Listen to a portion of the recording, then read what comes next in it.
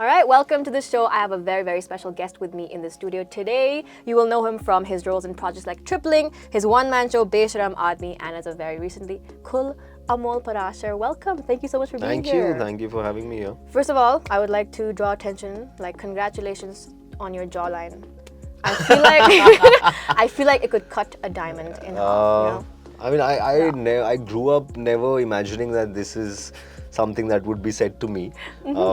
After the interview is over, I'll show you a picture of myself 10 years ago, and you would be on my side. You would be like, yeah, if I was this person, I would never think what that. What would you credit it to? I think being an actor, because I realized, especially being an actor on camera, and you realize that it is a visual medium, and there are certain aesthetics that. I mean, of course, your performance and your honesty and your craft has to work, but to fit different characters, you also have to look a certain way, or just like it is more pleasing to the eye.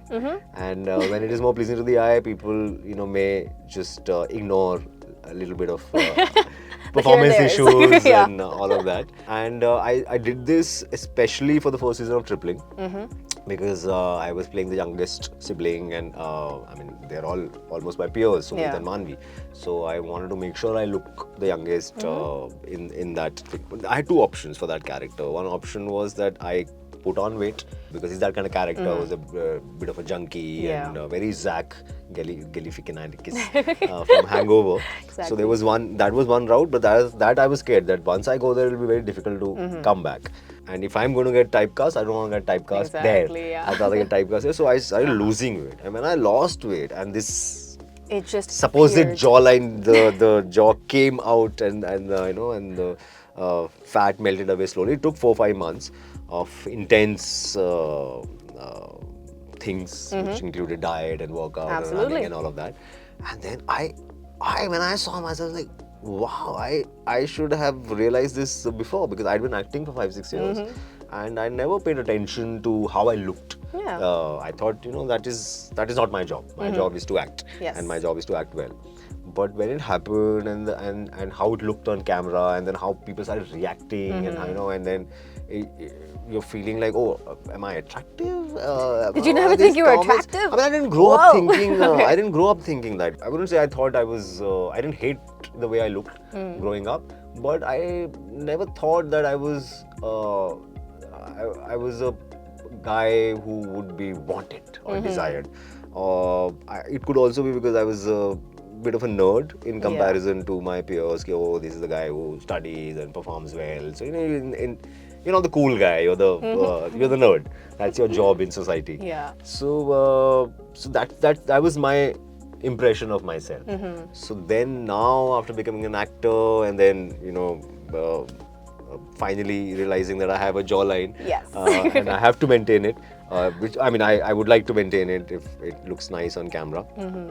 So these kind of comments, like these things, like these veins, for example, I never thought these are. I never thought people know. And this is apparently a good thing or whatever. It's an attractive thing. Especially like here. It was. Yeah, I mean, But I've never seen someone always with had veins over veins here. like this, right? I've always had veins, and I thought I used to kind of not like them too much, because it was like, my hands look like old people's hands. My hand looks like my grandmother's hands, and that's what I grew up thinking, that why do I have hands like? And suddenly on Instagram, I realized it's a thing. Are people making edits with your veiny hands and everything? Yeah. Sometimes they just crop it out, or and then I also, I mean, if I find something, then I also start making fun of it or start acknowledging it. But so many comments suddenly I got, and that was again maybe when I lost weight, so I lost a little bit of weight all over. So they started becoming more prominent, and so after Tripling, suddenly comments about how I looked, or my jaw, or my veins, and I was like, what is happening? I'll take it. But it took me some time to get used to it. Okay, amazing. Well, congratulations on it. I mean, I've worked hard for it. So, And congratulations, you've gotten already some insane reviews on your character portrayal in Kul. It's been a little bit over a week now, right? Yes, it's been over a week. In fact, I've had one more release after that, which was, I mean, Kul was, I think, 2nd of May, and then 9th of May, I had another show that came out back to back Fridays. And some great reviews for that character, but we kind of knew. Sometimes you know with certain characters on paper that this is a character that will definitely stand out. Absolutely. How good the show is or not, we're all trying our best. So nobody can predict the exact review of the show, but if it is going to get talked about, this character is going to get talked about for sure. And all of us knew, all the cast, they were very sweet. They were like, this character, and how you're doing it. So it's, mujhe scene mein hi, I'm so interested to just watch you. So it is, it was. And they come along once in a while, these kind of characters which are so wild. So wild that, you have to have a really vivid imagination to even think that somebody could be like that. So, where did you draw inspiration from him? Because he's like a very complex character. Darker than like your usual roles? Yeah, definitely. Darker than many things. I mean, people do dark, but I mean, yes, on OTT there are some characters and stories. Are you ever like afraid of like playing such a character so well, or like convincing people that like you are that character, that people are just like, that is him? Hopefully not. I mean, hopefully they don't think I'm like killing people and. I ask you this because of like King Joffrey from Game of Thrones. He did such a good job being so evil that I don't think he ever got booked again, because people were like, that's him, he's evil. But thankfully, maybe because people already know a little bit of my work, so I got saved from that. And maybe because another show came out exactly a week later when I'm playing a nice guy. In fact, the nicest guy I've ever played, as opposed to the worst person I've ever played in Kul. So I think that gives people know who I am. Also, I think people have been watching my work or watching me interviewing and all. So they kind of, they know this is not Abhimanyu.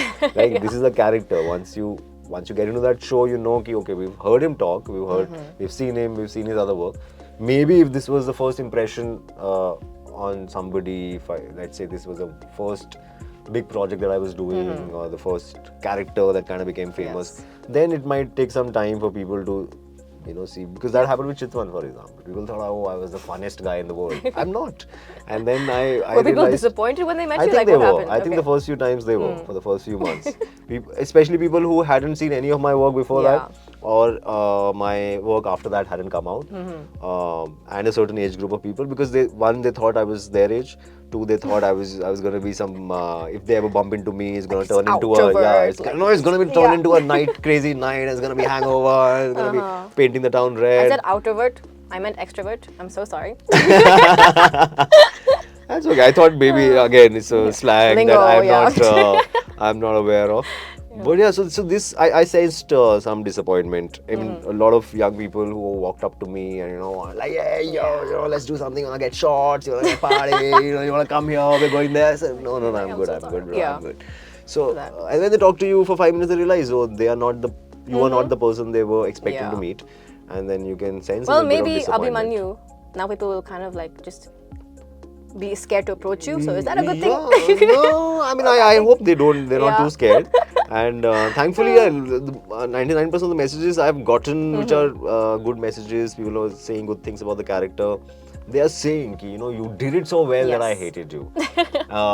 So there is an acknowledgement that I know that is not you, but I just wanted you to die in this show. So you were so good. So that I mean, there is already an implicit acknowledgement that we know you played that character. We know that's not who you are, but good job, well done. So I think.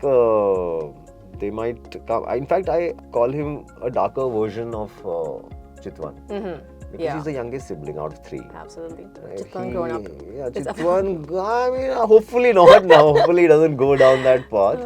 But I used to joke on the set also a couple of times that this is, this is almost like when people make spoofs, they make funnier versions of things. We are making a darker version of things because he's the youngest sibling. There's a little bit of drugs. There's a little bit of debt. There is, in tripling, he calls his eldest brother Baba. Here I'm calling her Amma.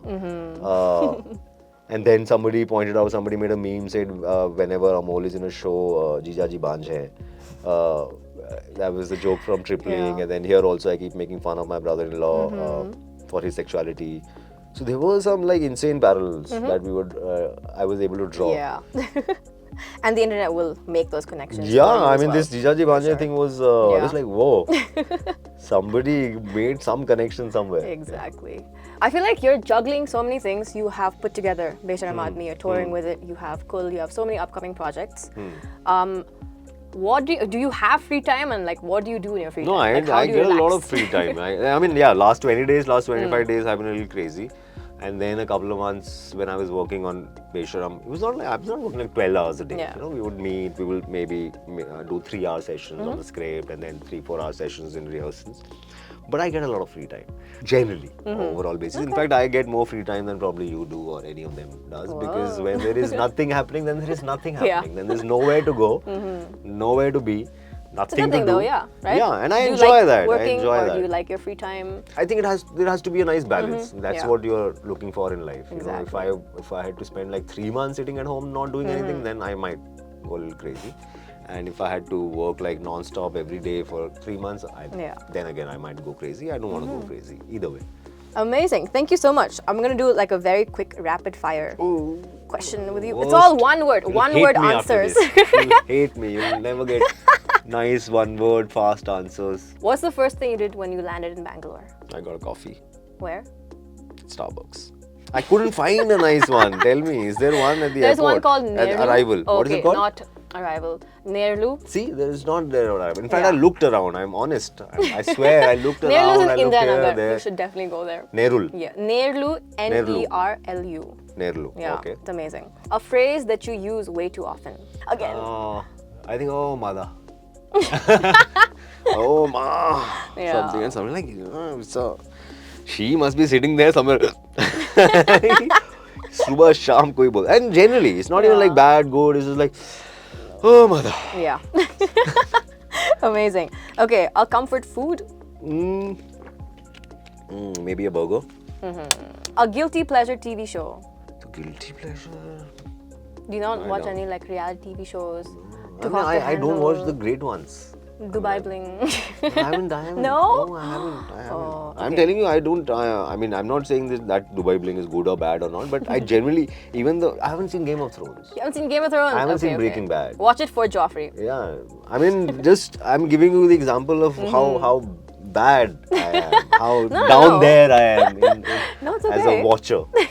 Who would play you in a movie about you? Ideally me, but if I'm too old, then I'll see who the young actors are at that time. Give it 10 years. I'll pick and choose. Absolutely. And last question, what is your most used emoji? These days it's the red heart. The red heart. Cute. Yeah. I feel like it's fallen off the face of the earth, but I like it. So is it? Yeah. Why? What is I use it a replaced? lot. I feel like it's all the other hearts. There's a heart with a dot. There's like a heart in an envelope. All of those things. Yeah, all and this that one, yeah. that I don't like. It's just like sometimes because it's the most used one on your phone, so it's most easily available. It's right there, it's the first one. And especially with a lot of, like I've been living on inside Instagram for the last 20 days because of these 2 shows coming out and Besharam Aadmi is, Yes. I wake up and I go inside Instagram and I come out at night and go to sleep. So everything is just heart. Yeah. And somebody's posting something nice about you, just saying, messaging. Sometimes you don't have the time to say thank you. It's Exactly. like heart. Great work, heart. Like, cool, heart. Gram Chikitsale, heart. So I've been just like sending hearts everywhere. All right, thank you so much, Thank Amol you. Parashar, ladies and gentlemen. Lenny, ladies and gentlemen. Thank you so much for coming down. Have a lovely rest of your day. 94.3 Radio 1.